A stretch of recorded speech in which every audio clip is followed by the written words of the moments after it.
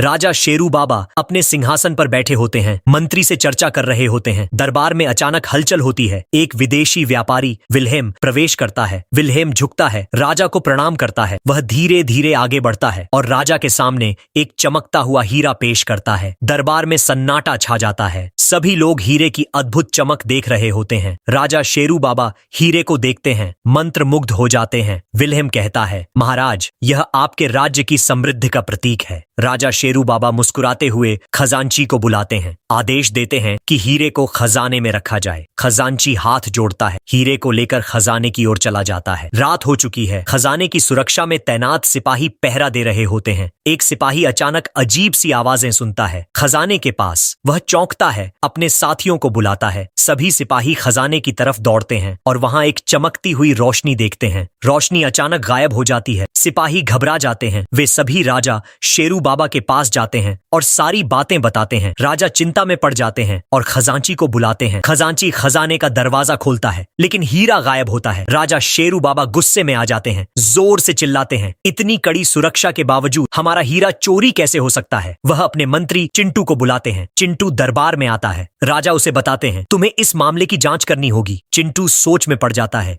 एक योजना बनाता है। चिंटू सभी दरबारियों और नौकरों को बुलाता है, उन्हें बराबर लंबाई की लकड़ी देता है। वह कहता है, कल देखेंगे, दोषी की लकड़ी छोटी हो जाएगी। रात में चोर घबरा जाता है, लकड़ी का कुछ हिस्सा काट देता है। अगले दिन दरबार में सभी लकड़ियां लेकर आते हैं। चिंटू एक नौकर की लकड़ी को देखकर मुस्कुराता है। वह कहता है, यही चोर है। नौकर डर से कांप जाता है और अपनी गलती कबूल कर लेता है। राजा शेरू बाबा नौकर को सजा देने का आदेश देते हैं, लेकिन चिंटू हस्तक्षेप करता है। वह कहता है, हर किसी को दूसरा मौका मिलना चाहिए। राजा सोचते हैं और फिर नौकर को माफ कर देते हैं। राजा शेरू बाबा चिंटू की तारीफ करते हैं, तुमने हमें यह सिखाया कि माफी और दया भी महत्वपूर्ण है। दरबार में सभी लोग चिंटू की प्रशंसा करते हैं। राजा संतुष्ट होते हैं। रात का समय है। राजा शेरू बाबा अभी भी चिंतित हैं। दरबार में हलचल हो रही है। सभी दरबारी इस घटना पर चर्चा कर रहे हैं। राजा ने अब तक चिंटू पर पूरी जिम्मेदारी डाल दी है और चिंटू ने अपनी योजना पर काम करना शुरू कर दिया है। चिंटू दरबार से बाहर निकलता है और खजाने की तरफ बढ़ता है। साथ में कुछ विश्वास पात्र सिपाही हैं जो खजाने की स्थिति को जांचने में मदद करने वाले हैं।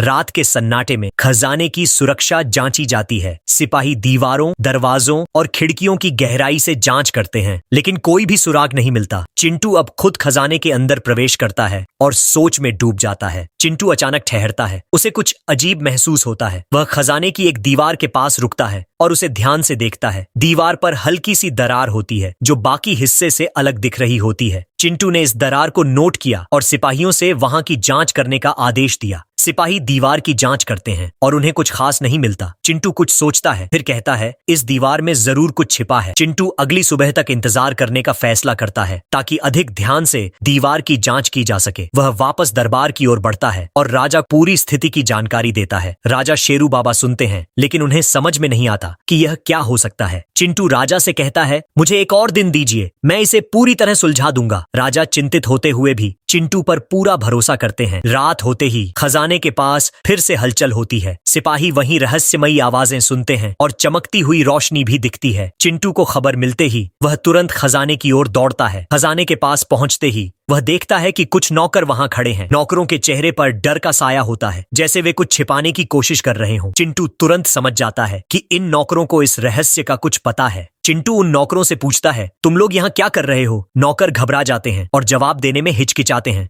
चिंटू एक तेज नजर डालता है और एक नौकर को सीधा देखता है। वह नौकर झुकता है और डरते हुए कहता है, मुझे नहीं पता साहब। चिंटू और सख्त होकर पूछता है, सच सच बताओ या परिणाम भुगतने के लिए तैयार रहो। नौकर अब और नहीं छिपा पाता और कहता है, साहब, मैंने कुछ अजीब चीजें देखी हैं। नौकर धीरे धीरे बताता है कि वह रात में खजाने के पास आया था। जब उसने वहां कुछ अजीब रोशनी देखी थी। वह बताता है कि उसे एक परछाई भी दिखी जो तुरंत गायब हो गई। चिंटू ये सुनते ही तुरंत समझ जाता है कि मामला कुछ बड़ा है। वह राजा शेरू बाबा को बताने का फैसला करता है और पूरी सच्चाई का पर्दाफाश करने की योजना बनाता है। अगली सुबह चिंटू राजा के पास जाता है और पूरी घटना बताता है। राजा अब और भी चिंतित हो जाते हैं और कहते हैं, हमें इस मामले को जल्द से जल्द सुलझाना होगा। चिंटू सोचता है और एक और चाल चलने का फैसला करता है। वह दरबार में सभी दरबारियों और नौकरों को बुलाता है ताकि सच्चाई का पता चल सके।